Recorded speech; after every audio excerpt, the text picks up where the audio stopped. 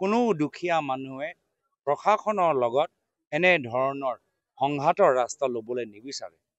কিন্তু যদি প্ৰশাসনে পুনৰ সংস্থাপনৰ ক্ষেত্ৰত যদি ৰাইজক সহায় নকৰে, তেওঁলোকৰ খোৱা বোৱা ক্ষেত্ৰত সদায় কিবা অসুবিধাত তেওঁলোকক পেলায়, অহা যোৱা ৰাস্তাও তেওঁলোকক এই সুবিধাটো নিদিয়ে, তো ৰাইজেও এটা সময় দুখীয়া ৰাইজ হতাশ হোৱাটো স্বাভাৱিক। আৰু সেইকাৰণে আমি দুখিত। কিয়নো আপোনালোকে আজি তাৰিখত এটা বিকল্প সৃষ্টি কৰিব নোৱাৰিলে? কিয় আপোনালোকে জনপ্ৰতিনিধি সেই অঞ্চলত গ'লেই আপোনালোকে জনপ্ৰতিনিধিক আঁতৰত ৰাখে? অকলশৰীয়া সেই ৰাইজবোৰক কিয় ৰাখিছে?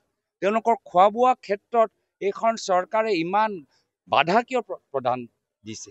তেওঁলোকৰ অহা যোৱা ৰাস্তাখিনিও তেওঁলোকে এইখন চৰকাৰে কিয় কাটিবলৈ বিচাৰিছে? কিয় আমি তেওঁলোকৰ লগত এটা মানৱীয়তাৰ চিন্তাৰে আমি কিয় তেওঁলোকৰ আমি লগত মত বিনিময় কৰিব পৰা নাই? তো এয়া হ'ল পৰিকল্পনাহীন তেওঁলোকৰ সিদ্ধান্ত বা নিৰ্বাচনী কেন্দ্ৰিক ৰাজনীতি, যি ৰাজনীতি আমি গৰিহণা দিছোঁ, যি ৰাজনীতিক আজি সকলোৱে অসমৰ মানুহে চিনি পাইছে, গম পাইছে।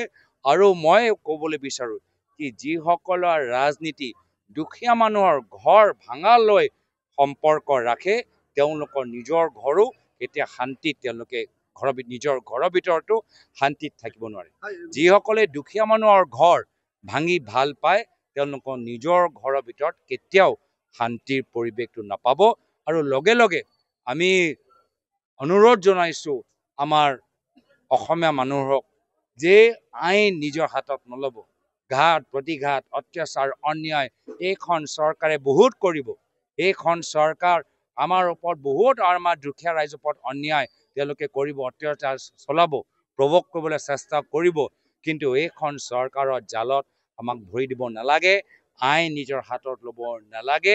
আমি গণতান্ত্ৰিকভাৱে ৰাজনৈতিকভাৱে আমি যুঁজিম। কংগ্ৰেছ দল জনসাধাৰণৰ লগত আছে, ৰাইজে যুঁজিব আৰু ৰাইজে জিকিব। আপুনি বিচৰা বাতৰি পাব কেৱল নিউজ 18 এপত। নিউজ 18 এপ ডাউনলোড কৰিবলৈ স্কেন কৰক এই QR কোড। গুগল প্লে ষ্টৰতো পাব এই নিউজ 18 এপ।